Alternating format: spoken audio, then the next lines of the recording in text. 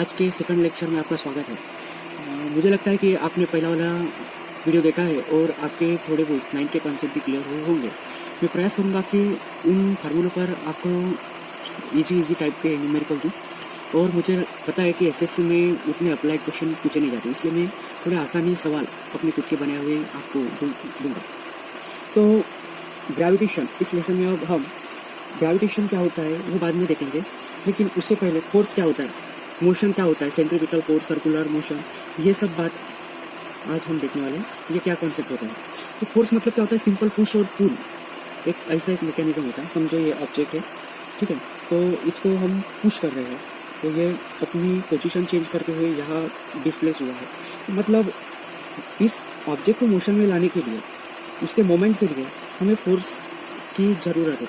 Without force, without external force we can not move the object. Okay, तो मुझे लगता है कि मोशन क्या होता है वो एक वर्ड में ही बताना चाहिए। तो मोशन मतलब मोमेंट या मूव ऑफ ऑब्जेक्ट, ठीक है, ये सिंपल डेफिनेशन है मोशन की। और फोर्स क्या होता है, फोर्स इज द पुश और पुल ऑफ द ऑब्जेक्ट, मतलब उसको पुश करना या खींचना, इस मैकेनिज्म को फोर्स कहा जाता है, ठीक है। और किसी भी वस्तु को मोशन में लाने के लिए, उसका डायरेक्शन चेंज करने के लिए, उसके डिस्प्लेसमेंट के लिए कहीं ना कहीं फोर्स लगाना पड़ता है ऑब्जेक्ट को, ठीक है। उसके बाद में हम देखने वाले हैं सर्कुलर मोशन देखना है। सर्कुलर मोशन मतलब क्या होता है, इसी शब्द में उसका मीनिंग छिपा हुआ है। मोशन मतलब क्या होता है, हमें तो पता चल गया कि मोशन मतलब मूवमेंट होता है। और सर्कुलर मतलब क्या होता है, मतलब एखादा object along the circumference of the circle moving, when any object moving along the circle of circumference, okay, तो उस मोशन को सर्कुलर मोशन कहा जाता है। मतलब उसको डिफाइन कैसे करें हम, when any object move along the circle or the when any object move along the circumference of circle is known as the centripetal, is known as circular motion, sorry to say centripetal. And now we have to see what is centripetal force.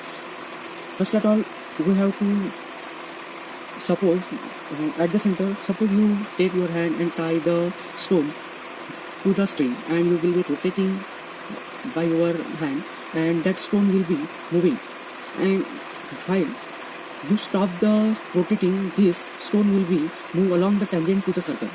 Okay, this tangent give the direction. And now we have to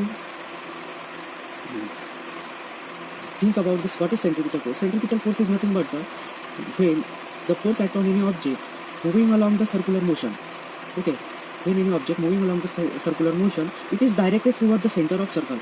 ये बात आपको याद रखना है कि जब एखादा object move हो रहा है सर्कुलर मोशन में, समझो ये स्टोन है और ये टाई किया है स्टोन को, और ये ऐसा ऐसा गोल गोल मूव हो रहा है, और जब आपने उसको घुमाना स्टॉप कर दिया तो ये ऐसे सेंटर की तरफ जब आता है, तब उस फोर्स को सेंट्रीपिटल फोर्स कहा जाता है, ठीक है। तो उसकी डेफिनेशन में एक बार बता देता हूँ। When the force act on any object moving along the circle, it is directed toward the centre of circle, is known as the centripetal force. It is also known as the centre sitting, मतलब centre की तरफ आना, object का centre की तरफ आना, मतलब centripetal force होता है। तो हम फोर्स को एफ से रिप्रेजेंट करते हैं, और इस सेंट्रीपिटल फोर्स का फार्मूला है mass into velocity square upon time, time R. तो ये फार्मूला है सेंट्रीपिटल फोर्स का, ठीक है।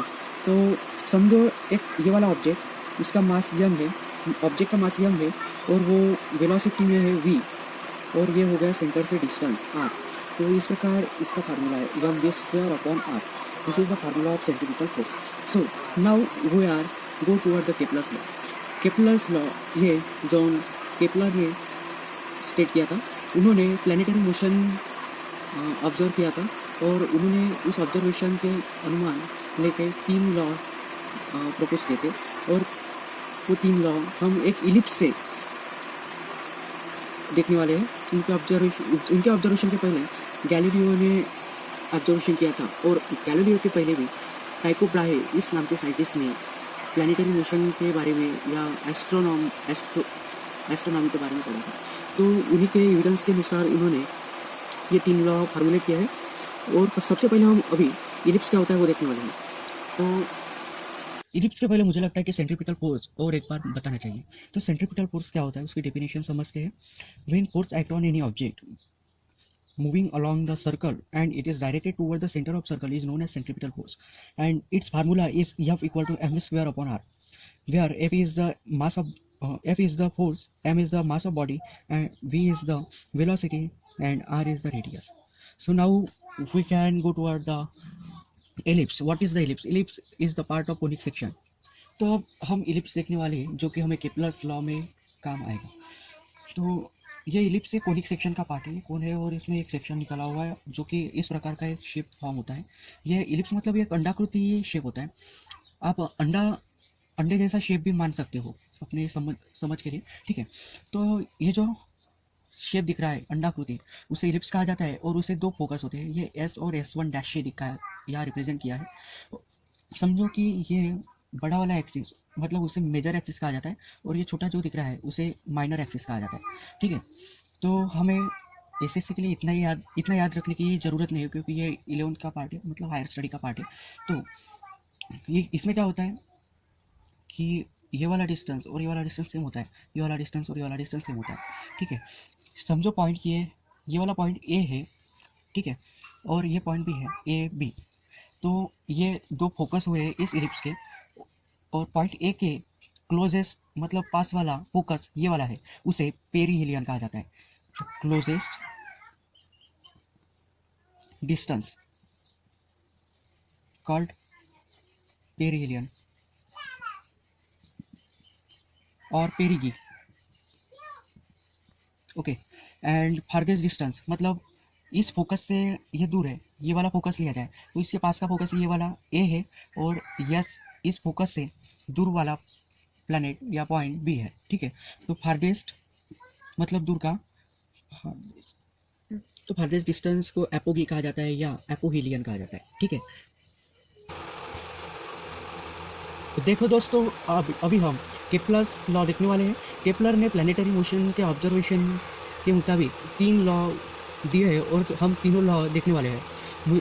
अभी मैं फाउंडेशन के साथ पढ़ाने वाला हूँ, तो मैं थोड़ी एडवांस बातें भी थोड़ी बार बताना चाहता हूँ, तो उसमें अभी बताऊँगा। तो ठीक है, आप अभी इलिप्स को एक बार देख लीजिए ताकि आगे में कुछ प्रॉब्लम ना हो।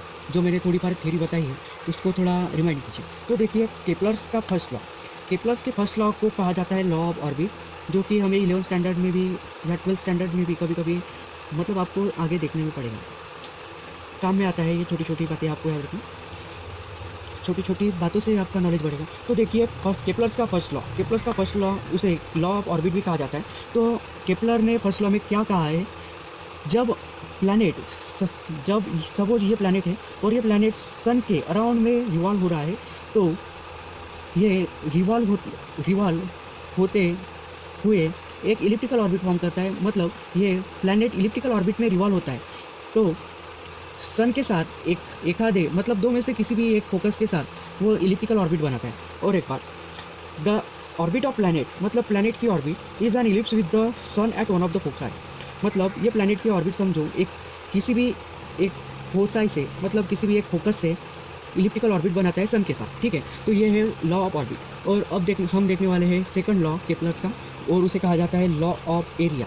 तो इस लॉ ऑफ एरिया में क्या कहा गया है, the line joining the planet and the sun sweeps equal area in equal interval of time. मतलब क्या, समझो ये वाली लाइन है और ये लाइन है, ये प्लैनेट, ये पहला प्लैनेट है, दूसरा प्लैनेट समझो, ठीक है। तो ये प्लैनेट पहला और ये लाइन, ये एस और ए की लाइन और सी एस वाली लाइन, मतलब ए और सी और बी एंड डी, ये स्टार्टिंग पॉइंट है इस रिवॉल्यूशन के। तो ये इक्वल डिस्टेंस कवर करते हैं इक्वल इंटरवल ऑफ टाइम में, मतलब इक्वल इंटरवल ऑफ टाइम में इक्वल डिस्टेंस कवर करते हैं, ठीक है। और जो ये एरिया स्वीप हो रहा है, ये वाला एरिया भी इक्वल होता है, ठीक है। मतलब इसको स्टेट कैसे गया है, the line joining the planet and the sun sweeps equal area in equal interval of time. जो लाइन जॉइन हुए हैं दो प्लैनेट से, ये वाली लाइन, ये वाली और ये वाली, तो ये कुछ एरिया बना रहे हो और ये दोनों एरिया इक्वल है। सिमिलरली ये वाला एरिया भी इस एरिया से इक्वल रहेगा, ये दोनों एरिया इक्वल रहेंगे और ये भी, ठीक है। तो ये हो गया सेकंड लॉ। और एक बार मैं दोनों लॉ बता देता हूँ। The orbit of planet is an ellipse with the sun at one of the foci and the line joining the planet and the sun sweeps equal area in equal interval of time. ये दोनों law मैंने अभी बता दिया है। अब हम देखेंगे थर्ड लॉ, केपलर्स का थर्ड लॉ। केपलर्स के थर्ड लॉ में उसने क्या कहा है, हाँ मैं डबल, तो देखिए Kepler's third law. Kepler's third law को कहा जाता है law of period.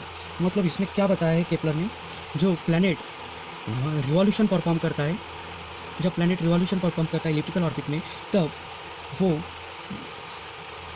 T square, मतलब जब प्लैनेट रिवॉल्यूशन परफॉर्म करता है तब वो प्लैनेट के period of square of revolution वो डायरेक्टली प्रोपोर्शनल होता है square of mean distance between the sun and the planet. मतलब इसको कहा कैसे स्टेट किया गया है, the square of period of revolution around the sun is directly proportional to the cube of mean distance between them. हमें पता है कि ये जो मेजर एक्सिस है उसमें ये वाला ए हो गया और ये है, ये मेजर एक्सिस ट्वाइस है और मेजर एक्सिस कहा जाता है, और जो पेरिगी या अपोगी होते हैं वो छोड़ दो आप, लेकिन इसे समझो आर डिस्टेंस में क्या, तो जो square of period of revolution होता है T square, it is directly proportional to the R cube. Okay, ये वाला केपलर्स का थर्ड लॉ है।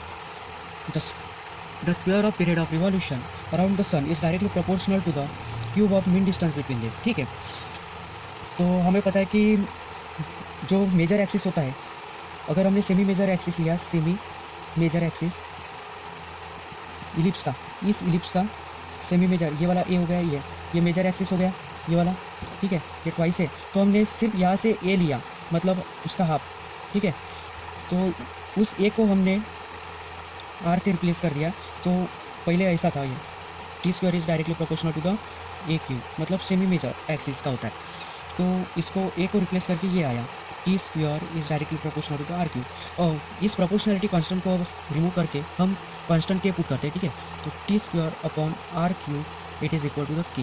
ओके, जब हम प्रोपोर्शनलिटी कांस्टेंट, ये प्रोपोर्शनलिटी कांस्टेंट रिमूव करते हैं तब के या कोई कांस्टेंट पुट करना पड़ता है, ठीक है। तो ये हो गया आज केपलर्स लॉ। हमने तीनों केपलर्स लॉ आज के वीडियो में देखे। अगर आपको कुछ डाउट हो तो कमेंट बॉक्स में ज़रूर अपना मैसेज कीजिए ताकि मैं कुछ इम्प्रूव